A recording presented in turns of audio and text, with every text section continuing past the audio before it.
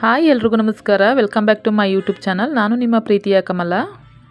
ಬನ್ನಿ, ಇವತ್ತು ಒಂದು ಒಳ್ಳೆಯ ರೆಸಿಪಿಯನ್ನು ನಿಮ್ಮ ಜೊತೆ ಶೇರ್ ಮಾಡ್ಕೊಳ್ತಾ ಇದ್ದೀನಿ. ಅದು ಯಾವುದು ಅಂದರೆ ಹಾಗಲಕಾಯಿ ಪಲ್ಯವನ್ನು ನಾನು ಮಾಡ್ತಾ ಇದ್ದೀನಿ. ಹಾಗಲಕಾಯಿ ಪಲ್ಯವು ಮಧುಮೇಹವನ್ನು ನಿಯಂತ್ರಿಸಲು, ಜೀರ್ಣಕ್ರಿಯೆಯನ್ನು ಸುಧಾರಿಸಲು ಮತ್ತು ರೋಗ ನಿರೋಧಕ ಶಕ್ತಿಯನ್ನು ಹೆಚ್ಚಿಸಲು ಅತ್ಯಂತ ಪ್ರಯೋಜನಕಾರಿಯಾಗಿದೆ. ಕಹಿಯಾಗಿದ್ದರೂ ಇದು ವಿಟಮಿನ್, ಕಬ್ಬಿಣಾಂಶ ಹಾಗೂ ನಾರಿನಂಶಗಳಿಂದ ಸಮೃದ್ಧವಾಗಿದೆ. ಕೆಲವರು ಇಷ್ಟೆಲ್ಲ ಪ್ರಯೋಜನ ಇದ್ದರೂ ಕೂಡ ತಿನ್ನೋದಕ್ಕೆ ಕಹಿಯಾಗಿರುತ್ತೆ ಅಂತ ಹೇಳ್ಬಿಟ್ಟು ಅದನ್ನು ತಿನ್ನೋದಕ್ಕೆ ಇಷ್ಟಪಡೋದಿಲ್ಲ. ನಾನಿವತ್ತು ಕಹಿ ಇಲ್ಲದೇ ಹಾಗಲಕಾಯಿ ಪಲ್ಯವನ್ನು ಹೇಗೆ ಮಾಡ್ಕೊಳ್ಳೋದು ಅಂತ ನಿಮಗೆ ತಿಳಿಸ್ತೀನಿ ಬನ್ನಿ. ಹಾಗಲಕಾಯಿ ಇಷ್ಟ ಇದ್ದರೂ ಕೂಡ ಕಹಿಯಾಗಿರುತ್ತೆ ಅಂತ ತಿನ್ನದೇ ಇರೋರಿಗೆ ಈ ರೆಸಿಪಿ ತುಂಬಾ ಯೂಸ್ಫುಲ್ ಆಗುತ್ತೆ. ಬನ್ನಿ ನೋಡೋಣ ಹೇಗೆ ಮಾಡೋದು ಅಂತ ತಿಳ್ಕೊಳ್ಳೋಣ. 3 ಹಾಗಲಕಾಯಿನ ತಗೊಂಡಿದ್ದೀನಿ, ಚೆನ್ನಾಗಿರುವಂಥದ್ದು. ಇದನ್ನು ಸಣ್ಣದಾಗಿ ಕಟ್ ಮಾಡ್ಕೊಂಡಿದ್ದೀನಿ. ಅದಕ್ಕೆ ನಾನು 1 ಟೀ ಸ್ಪೂನಷ್ಟು ಬೆಲ್ಲ ತಗೊಂಡಿದ್ದೀನಿ, ಪುಡಿ ಮಾಡ್ಕೊಂಡಿದ್ದೀನಿ ಬೆಲ್ಲನ. ಆಮೇಲೆ 1 tea spoon red chilli powder ಮತ್ತು 1 ಟೀ ಸ್ಪೂನ್ ಧನಿಯಾ ಪುಡಿ, 1/4 ಟೀ ಸ್ಪೂನಷ್ಟು ಅರಿಶಿನ ಪುಡಿ, ಒಂದು ಅರ್ಧ ನಿಂಬೆಹಣ್ಣು, 3 ಟೀ ಸ್ಪೂನ್ ಆಗುವಷ್ಟು ಎಣ್ಣೆ ತಗೊಂಡಿದ್ದೀನಿ. ಇದಕ್ಕೆ ಮೀಡಿಯಮ್ ಸೈಜ್ 2 ಈರುಳ್ಳಿ ತಗೊಂಡಿದ್ದೀನಿ. ಇದಕ್ಕೆ ಮೀಡಿಯಮ್ ಸೈಜ್ 3 ಟೊಮೆಟೊ ತಗೊಂಡಿದ್ದೀನಿ, ಕಟ್ ಮಾಡ್ಕೊಂಡಿದ್ದೀನಿ ಸಣ್ಣದಾಗಿ. ಹಾಗೂ ಒಂದು ಸಣ್ಣ ಅರ್ಧ ಕಪ್ನಲ್ಲಿ ತೆಂಗಿನ ತುರಿ ತಗೊಂಡಿದ್ದೀನಿ. ಇದಕ್ಕೆ ಒಂದು ಸಣ್ಣ ಹಿಡಿಯಷ್ಟು ಕರಿಬೇವು ಮತ್ತು ರುಚಿಗೆ ತಕ್ಕಷ್ಟು ಉಪ್ಪು. ಇನ್ನೊಂದು ಪದಾರ್ಥವನ್ನು ನಾನು ತಗೊಂಡಿಲ್ಲ, ಅದೇನೆಂದರೆ ಅರ್ಧ ಟೀ ಸ್ಪೂನ್ ಸಾಸಿವೆ. ನಾನಿವಾಗ ಒಂದು ಕುಕ್ಕರ್ನಲ್ಲಿ 3 ಟೀ ಸ್ಪೂನಷ್ಟು ಎಣ್ಣೆ ಹಾಕ್ಕೊಳ್ತಾ ಇದ್ದೀನಿ.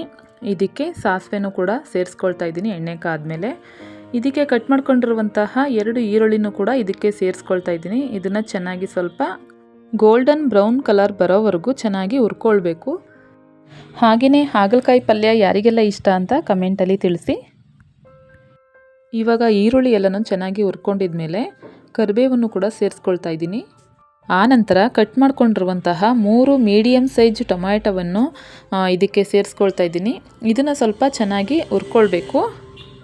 ಉರಿನ ಸ್ವಲ್ಪ ಮೀಡಿಯಮ್ ಫ್ಲೇಮ್ನಲ್ಲಿ ಇಟ್ಕೊಂಡು ಹುರ್ಕೊಳ್ತಾ ಇದ್ದೀನಿ. ಟೊಮೊಟೊ ಎಲ್ಲ ಮೆತ್ತಗಾಗುವಷ್ಟು ಹುರ್ಕೊಳ್ಬೇಕು. ಇವಾಗ ಟೊಮೊಟೊ ಎಲ್ಲ ಮೆತ್ತಗಾಗಿದೆ. ಈ ಟೈಮ್ನಲ್ಲಿ ನಾವು ಕಟ್ ಮಾಡ್ಕೊಂಡಿರುವಂತಹ ಹಾಗಲಕಾಯಿನೂ ಕೂಡ ಸೇರಿಸ್ಕೊಳ್ತಾ ಇದ್ದೀನಿ.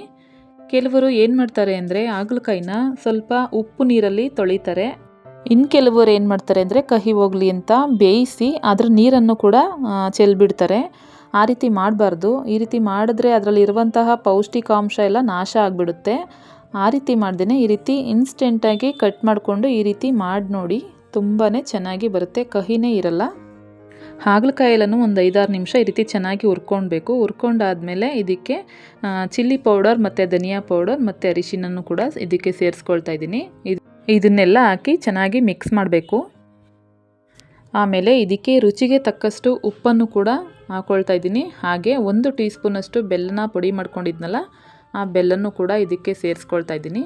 ಇವೆರಡನ್ನೂ ಹಾಕಿ ನಾವು ಒಂದೊಳ್ಳೆ ಚೆನ್ನಾಗಿ ಮಿಕ್ಸ್ ಮಾಡಬೇಕು. ನಂತರ ಅರ್ಧ ನಿಂಬೆ ರಸವನ್ನು ಕೂಡ ಇದಕ್ಕೆ ಸೇರಿಸ್ಕೊಳ್ತಾ ಇದ್ದೀನಿ. ನಿಂಬೆ ರಸ ಹಾಕಿದ ಮೇಲೆ ಇದಕ್ಕೆ ನಾವು 1 ಲೋಟದಷ್ಟು ನೀರನ್ನು ಕೂಡ ಹಾಕಿ ಕುಕ್ಕರ್ ಮುಚ್ಚಳನ ಮುಚ್ತಾ ಇದ್ದೀನಿ. ಇದನ್ನು ಒಂದು 3 ವಿಷಲ್ ಹೊಡೆದ್ರೆ ಸಾಕಾಗುತ್ತೆ. ಇವಾಗ 3 ವಿಷಲ್ ಆಗಿದೆ, ತೆಗಿತಾ ಇದ್ದೀನಿ.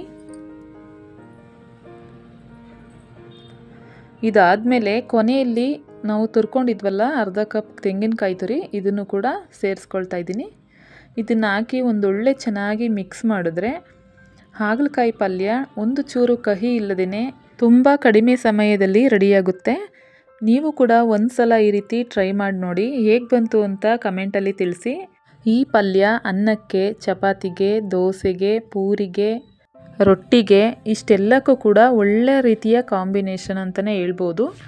ನನ್ನ ವಿಡಿಯೋ ನಿಮಗೆಲ್ಲ ಇಷ್ಟ ಆಗಿದೆ ಅಂತ ಅಂದ್ಕೊಳ್ತೀನಿ. ಇಷ್ಟ ಆಗಿದ್ರೆ ಒಂದು ಲೈಕ್ ಮಾಡಿ, ಶೇರ್ ಮಾಡಿ, ಕಮೆಂಟ್ ಮಾಡಿ. ಇನ್ನೂ ಯಾರು ಸಬ್ಸ್ಕ್ರೈಬ್ ಮಾಡಿಕೊಂಡು ನೋಡಿಲ್ಲ ಅವರು ಪ್ಲೀಸ್ ಸಬ್ಸ್ಕ್ರೈಬ್ ಮಾಡಿಕೊಂಡು ನೋಡಿ. ಹಾಗೆ ಫ್ರೆಂಡ್ಸ್ ಆ್ಯಂಡ್ ಫ್ಯಾಮಿಲಿಗೆ ಶೇರ್ ಮಾಡಿ. ಸಿಗ್ತೀನಿ ನೆಕ್ಸ್ಟ್ ವ್ಲಾಗಲ್ಲಿ. ಅಲ್ಲಿವರೆಗೂ ಟೇಕ್ ಕೇರ್, ಬಾಯ್.